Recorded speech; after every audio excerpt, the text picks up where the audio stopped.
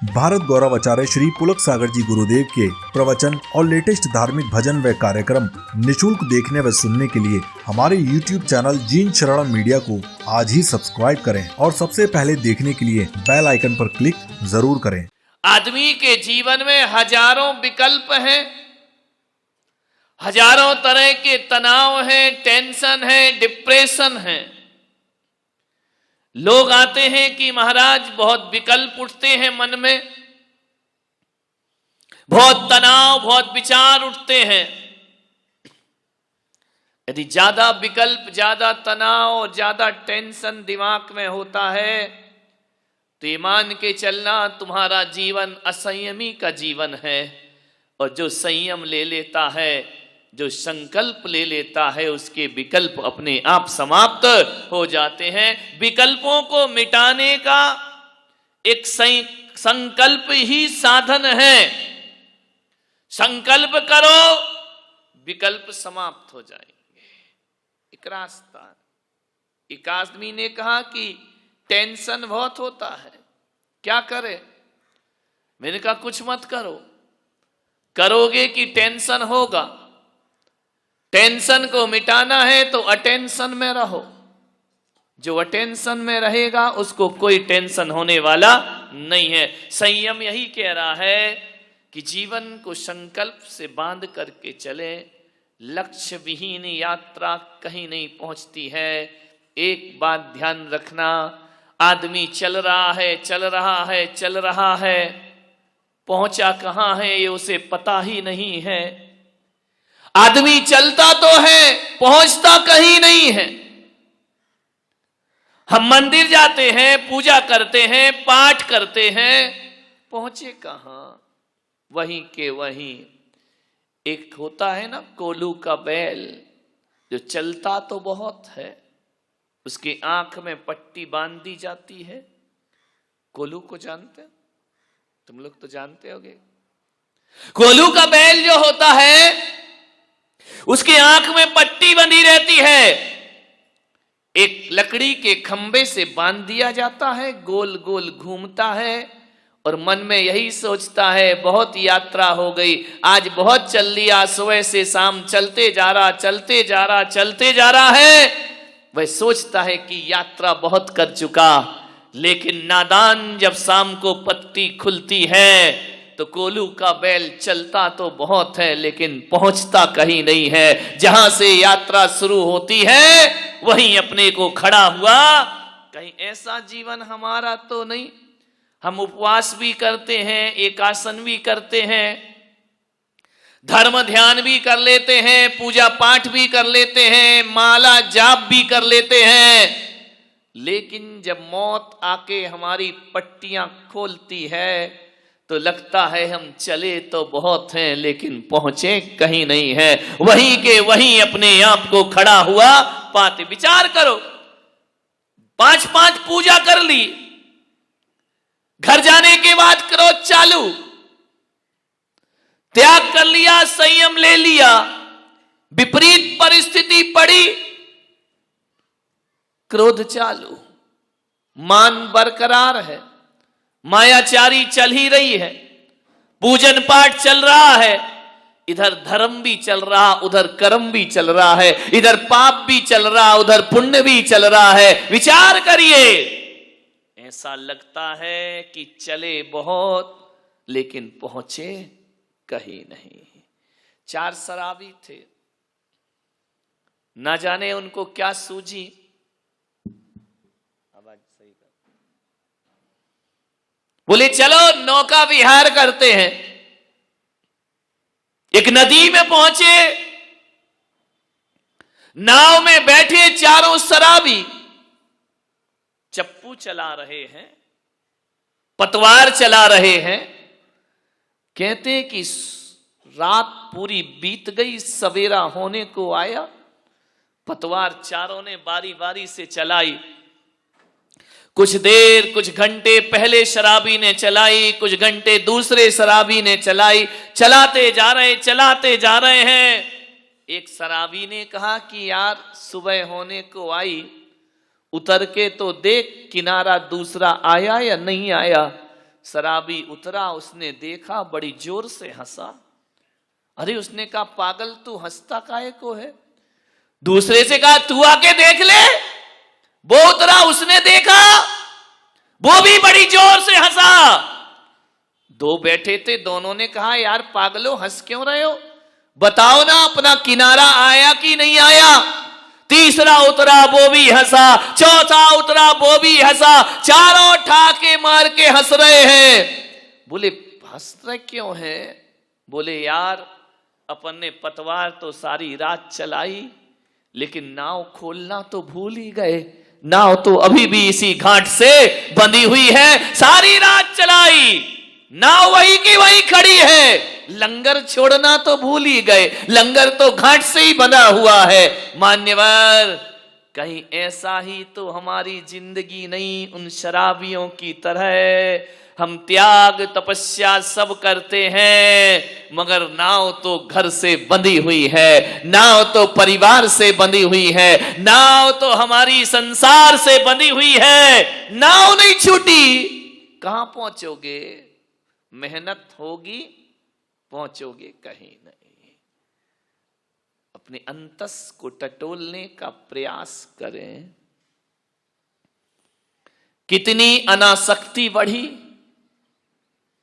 कितने पाप कम हुए, कितनी कसायों से मुक्ति मिली।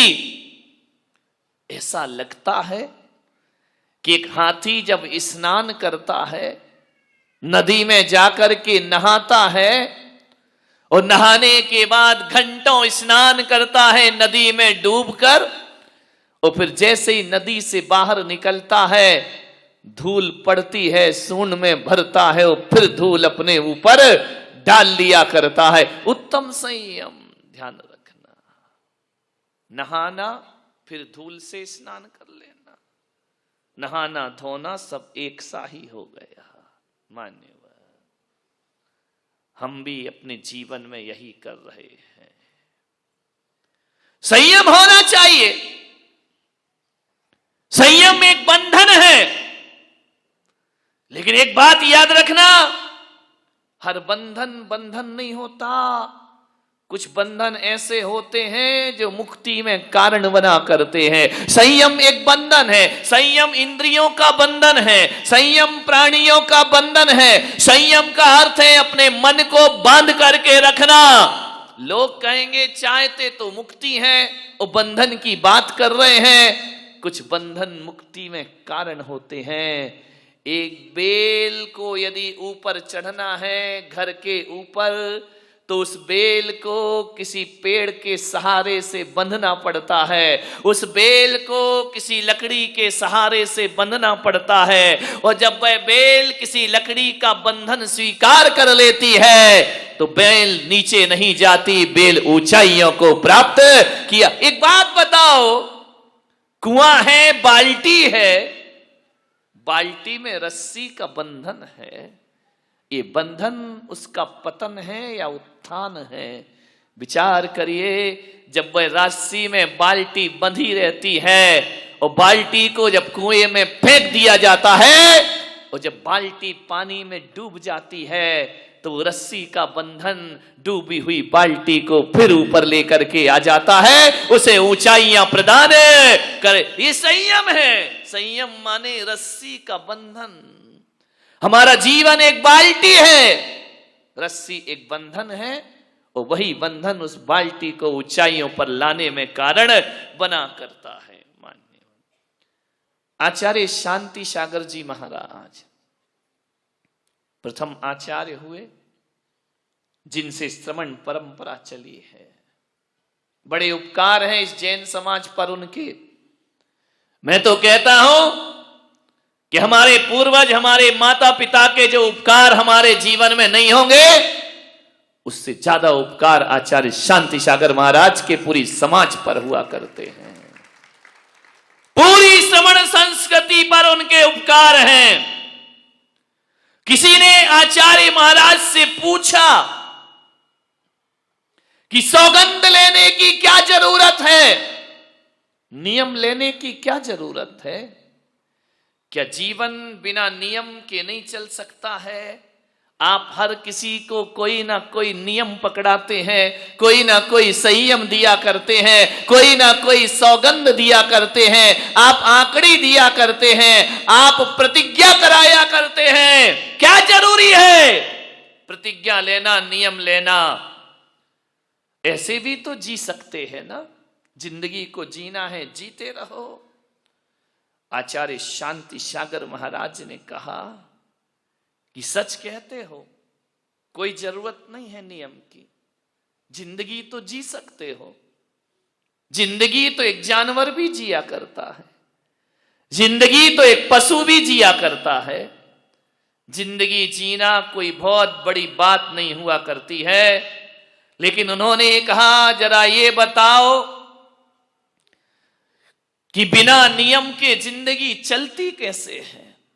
एक बात बताओ बारामती वालों, एक व्यापार करते हैं आप, दुकान चलाते हैं, उसके भी कुछ नियम कायदे होते हैं या नहीं होते हैं? एक नियम होता है कितने बजे दुकान खोलना और कितने बजे दुकान को मंगल करना, यह भी एक नियम हुआ करता है। ग्राहक से कैसे बातें करना, यह भी एक नियम हुआ करता है। अरे कब खाना, कब पीना, कब सोना, कब उठना, यह भी एक नियम हुआ करता है। एक बात तो बताओ, आचार्य महाराज ने कहा कि बिना नियम के जिंदगी चलती कहां है? अरे बच्चे को विद्या अध्ययन करना है तो स्कूल जाने का भी एक नियम होता है और स्कूल से लौटने का भी एक नियम है। बिना नियम के कैसे चलेगी जिंदगी? अभी 7 बजे से आपने पूजन अभिषेक की, यह भी एक नियम है, यह भी एक अनुशासन है। 9 बजे पूजन समाप्त, यह भी एक नियम है। 10 बजे तक प्रवचन, यह भी एक नियम है। एक बात बताओ, यदि दुनिया से ये नियम खत्म कर दिए जाएं तो दुनिया जीने के लायक ना बचेगी मेरे भाई। कौन कैसे जिएगा? माता पिता से कैसे व्यवहार, यह भी एक नियम है। बहन से कैसे व्यवहार, यह भी एक नियम है। भाई से कैसे व्यवहार, पति से कैसे व्यवहार।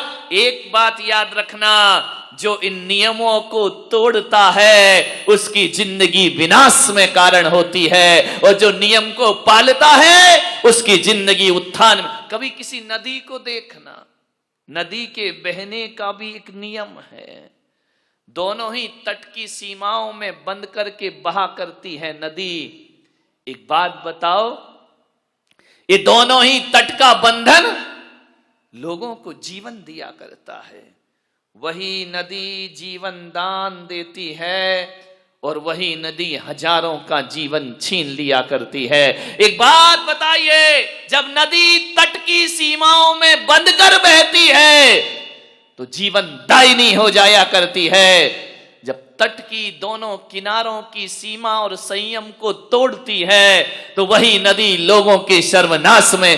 मुंबई देख रहे हैं क्या हाल है, क्या तबाही मची है, क्या अफरा तफरी मची है, पानी पानी हो रहा है। एक बात याद रखना, यही पानी जीवन है, यही पानी मौत है।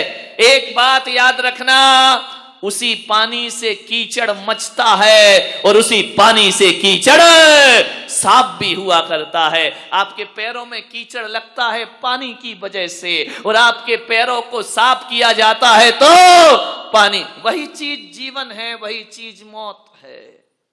जब कोई भी चीज समय से, संयम से ज्यादा हो जाती है, यहां पे डॉक्टर लोग बैठे हैं, दवाई जीवन भी है, दवाई मौत भी है। कितनी गोली खाना, कितनी दवा लेना, ये संयम है। उसकी मात्रा से ज्यादा लिया तो वह दवा भी तुम्हारे लिए मौत में कारण बन जाया करती है। तो जीवन को ऊंचाइयों पर ले जाना है तो संयम रखना बहुत जरूरी है मेरे भाई। आप ग्रस्त हैं, ग्रस्त जीवन में रहते हैं, छोटे छोटे व्रत लिया करो, उन्हें अणुव्रत कहा जाता है, और अणुव्रत के संस्कार हमारी चेतना में होना बहुत जरूरी है। ध्यान रखना, आदमी का जीवन कभी एक सा नहीं होता, उतार चढ़ाव भरा जीवन होता है। महापुरुषों के जीवन में भी उतार चढ़ाव आते हैं हमारे और तुम्हारे जीवन में भी उतार चढ़ाव आते हैं। एक सी जिंदगी किसी की नहीं हुआ करती है, लेकिन ऊंचाइयों के दिन आए तब भी हमें रहना है और नीचाई के दिन आए तब भी हमें रहना है। अच्छे दिन आएंगे तब भी हमें ही जीना है, देखना है। बुरे दिन आएंगे तब भी हमें ही उन्हें भुगतना है। ध्यान रखिए, यदि राम राजा बनने के दिन आए तो उसमें भी राम ही साक्षी बने, और वनवास के दिन आए तो उसमें भी राम ही साक्षी बने। सुख दुख दोनों को हमें ही झेलना है। संयम एक जीवन जीने की कला है। संयम एक ऐसी कला जो जिंदगी को जीने के रास्ते बताया करती है। आपको मालूम है, अष्टमी चौदस को जैनों में लिखा है एकासन करो, उपवास करो। क्यों लिखा है, क्या वजह है इसकी? ये 10 दिन एक टाइम क्यों भोजन करते हो? 10 दिन के उपवास क्यों होते हैं? आपको ये 10 दिन के लिए सफेद कपड़े पहना दिए गए, 10 दिन के लिए कहा कि चटाइयों पर सोने का अभ्यास करिए, 10 दिन के लिए आपसे कहा गया है बाजार का भोजन मत करिए, संकल्पित भोजन करिए, संयम का भोजन करिए, सादगी का जीवन जियो। मैंने सोचा कि ये केवल 10 दिन की बात नहीं, श्रावक के लिए तो अष्टमी चौदस को भी कहा है कि हरी मत खाना, अष्टमी चौदस को भी कहा है कि रूखा सूखा भोजन करना, अष्टमी चौदस को कहा है कि एक टाइम भोजन करना। महीने में 4 दिन, 4 बार आते अष्टमी चतुर्दशी, हर महीने में 4 दिन रूखा सूखा भोजन करो। महीने में 4 दिन डल्लप के गद्दे पर मत सो, महीने में 4 दिन जमीन पर सोने का अभ्यास करिए। महीने में 4 दिन श्रृंगार मत करो, सादगी का जीवन जीने का प्रयास करो। महीने में केवल 4 दिन। शास्त्रों में तो लिखा है अष्टमी चौदस को घर बार छोड़कर जिनालय में निवास करना चाहिए, भगवान के मंदिर में रहना चाहिए, रात्रि में जागरण करना चाहिए, सोना नहीं चाहिए। ध्यान रखना, अष्टमी और चतुर्दशी वाले दिन। मान्यवर, मैंने सोचा कि ये नियम क्यों बनाए गए हैं, इनका कारण क्या, इनका लॉजिक क्या है, तो मैंने इसी चिंतन पर पहुंचा कि भगवान महावीर ने कहा है कि सबके दिन एक से नहीं हुआ करते हैं। आज पुण्य का उदय है, करोड़ों की संपदा है, आज आपके पास पैसा है, ध्यान रखना ये जिस दिन पुण्य क्षीण हो गया उस दिन सब लुटने में ज्यादा देर नहीं। आपने देखा होगा, हमारे देखते ही देखते कई लाखपति खाकपति हो जाया करते हैं, महलों में रहने वाले सड़कों पर। देखा नहीं सिंघानिया का जीवन, इससे बड़ा उदाहरण क्या होगा। महलों में रहने वाला सड़कों की खाक छानते फिर रहा है। मान्यवर, ध्यान रखना, जीवन बदल जाएगा। बहुत ऐशो आराम का जीवन जिया, अब जेल की हवा खाओ। ध्यान रखिए, बहुत डनलप के गद्दे पर सोए, अब जेल की दरी मिलेगी, जेल की एक चादर कंबल मिलेगी, गुजारो जिंदगी। अब आंसू क्यों, अब रोना क्यों, अब माफी क्यों, अब सिसकना क्यों? विचार करिए। काश महावीर की साधना कर लेता तो आज ये दिन देखने की जरूरत नहीं पड़ती जिंदगी में। महावीर का संयम ले लेता। भगवान महावीर ने कहा कि ग्रस्त हो, 4 दिन सादगी के गुजारो, 4 दिन सिंपल रहो, 4 दिन ऐसा जीवन जियो जैसे साधु संतों का जीवन होता है। मान्यवर, इसलिए कहा कि ये पुण्य जिस दिन क्षीण हो गया और ये 4 दिन जो महीने की आप साधना करेंगे, 10 दिन पर्यूषण की साधना करेंगे, तो कम से कम आपको इतनी आदत तो पड़ जाए कि जब डनलप का गद्दा बिक जाएगा तो हमको चटाई में भी वैसी नींद आएगी जैसे डनलप के गद्दे पर नींद आया करती है। आज तुम्हारी थाली में 10-10 प्रकार की सब्जियां हैं, रोटी है, कल ये छिन गई तो जब रूखी रोटी खाने के दिन आएंगे ना, तो जिंदगी बोझ नहीं लगेगी मेरे भाई। ज्यादा सुविधा भोगी जीवन जियोगे, और जिस दिन सुविधाएं छिन जाएंगी उस दिन सिवा आत्महत्या के कोई रास्ता तुम्हारे पास नहीं। तुम्हें लगेगा कि मर जाओ ऐसे जीवन से, लेकिन यदि ये साधना कर ली, ये 10 दिन की साधना, आपने रंगीन वस्त्र छोड़े, सफेद वस्त्र धारण किए, मान्यवर, आज की साधना बुरे दिनों में बहुत काम आया करती है। इसलिए बारामती वालों, मैं आपसे निवेदन करता हूं कि महीने के 30 दिन 30 रात आप घर में बिताते हो, तो हर महीने एक नियम करो कि एक रात किसी तीर्थ पे जाके धर्मशाला में भी बिताने की साधना करेंगे। आसपास के तीर्थों में एक रात जरूर बिताएंगे, क्योंकि जब महल छिनेगा तो धर्मशाला बहुत काम आएगी, तुम्हारे ध्यान रखना। मान्यवर, आपसे निवेदन है, एक दिन रूखा सूखा खाओ, ना छिने पुण्य। कल ऐसी बीमारी लग गई कि आप फिर तला हुआ नहीं खा सकते, तो अष्टमी चौदस की साधना तुम्हारे बहुत काम आएगी। ये संकल्प, ये संयम बुरे दिनों में हमारे जीवन में बड़े काम आते हैं। महीने में 4 दिन ब्रह्मचर्य की साधना करो, महीने में 4 दिन रस परित्याग का जीवन जियो, तो ध्यान रखना उतार चढ़ाव की जिंदगी में भी जिंदगी संभल करके चलेगी। फिर आपको लगेगा, आज आप देख रहे हैं हम लोग यहां पर हैं, यहां चातुर्मास हो रहा है, मेरे कमरे को देखना। कई लोग तो मुझे कम देखते, कमरा ज्यादा देखते हैं, क्या लगा है, क्या सजा है, क्या दरबार है। ध्यान रखना, विचार करना, आज यहां है तो उस कमरे में हम रुके हैं, कल बिहार होगा तो टूटे कमरे में भी रात गुजारने की ताकत रखा करते हैं। ध्यान रखिए, टूटे स्कूलों में भी रात गुजर जाया करती है। आज सुविधा है, कल नहीं रहेगी। साधु तो सतत बिहारी है, साधु तो एक जगह रुकता ही नहीं है, बिहार करते रहता है। तरह तरह की सभ्यताएं देखने को मिलती हैं, तरह तरह की संस्कृति देखने को मिलती है, अजीब अजीब भाषाएं सुनने को मिलती हैं। जहां जाओ वहां की अलग अलग सभ्यता है, अलग अलग संस्कृति है। एक साधु को अपना जीवन ऐसा ढाल लेना चाहिए कि जहां जाओ जैसा देश वैसा भेष बनाने की। ये संयम का फल है मेरे भाई, ध्यान रखना।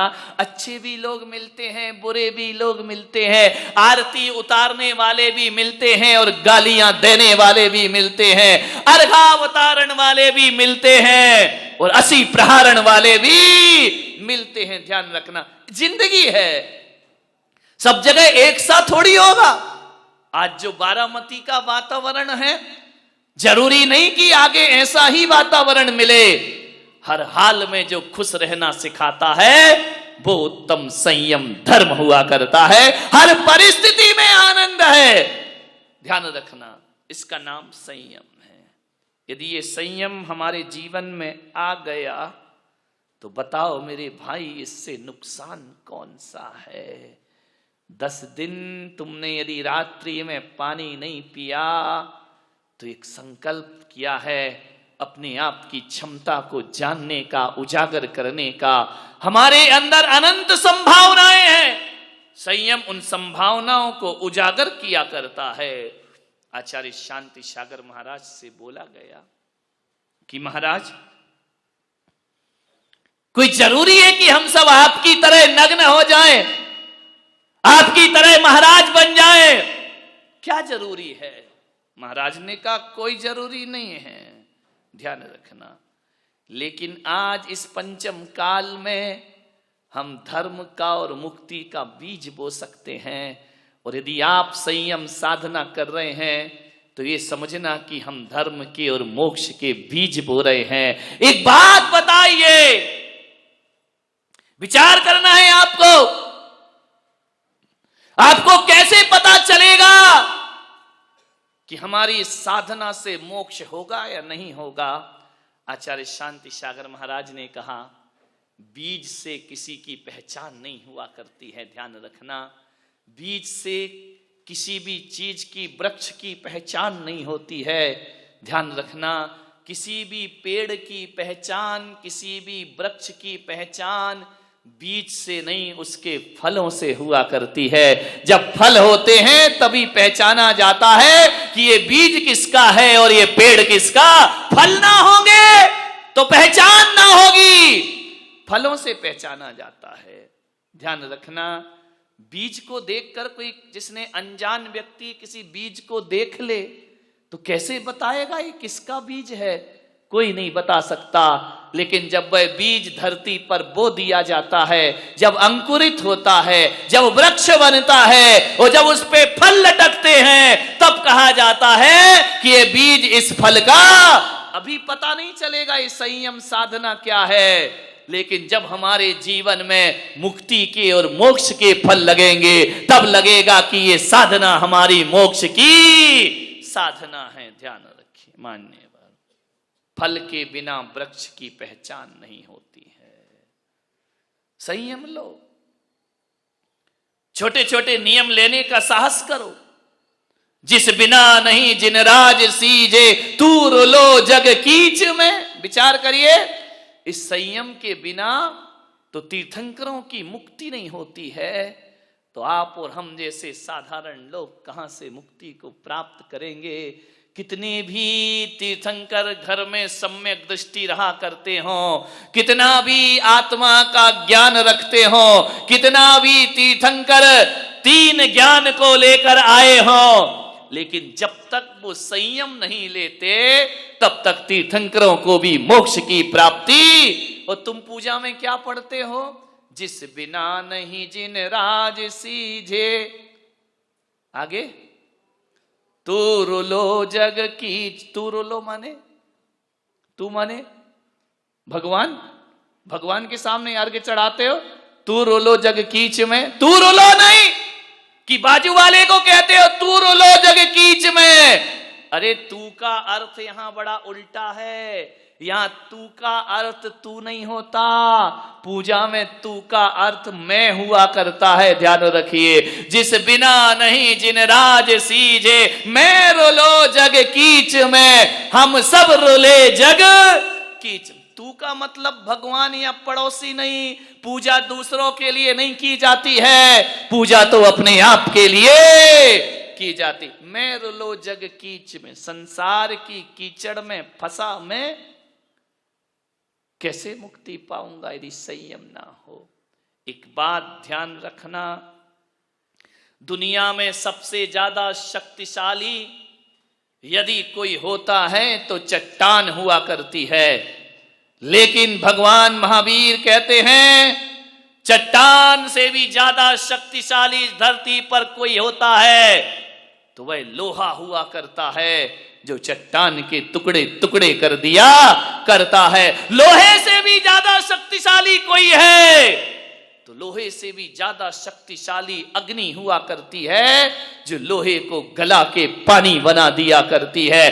अग्नि से भी ज्यादा शक्तिशाली कोई है तो अग्नि से ज्यादा शक्तिशाली पानी हुआ करता है, जो धधकते हुए दावा नल को बुझा दिया करता है। पानी से ज्यादा शक्तिशाली कौन है, तो पानी से ज्यादा शक्तिशाली कौन होगा, कौन होगा पानी से ज्यादा शक्तिशाली, बोलिए।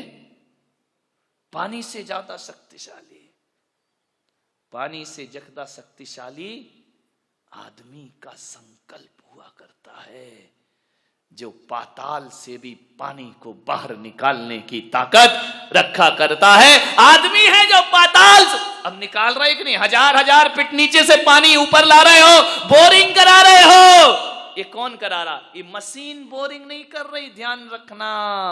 आदमी की प्यास और उसका संकल्प पानी को पाताल से खींच करके ले आए। यदि प्यास गहरी है, आप ये मत सोचो कि मशीन से बोरिंग होती है, आप ये मत सोचो कि किसी उपकरण से कुआं खोदा जाता है, आप ये मत सोचिए किसी ताकत से पानी का स्रोत पैदा किया जाता है। मेरे भाई, ना तो मशीन से पानी बाहर आता है, ना खुदाई से पानी बाहर आता है। यदि पानी को कोई ढूंढता है तो मशीन और यंत्र नहीं ढूंढते, भीतर की प्यास पानी को खोजा करती है। यदि प्यास है तो पानी है, प्यास नहीं तो पानी।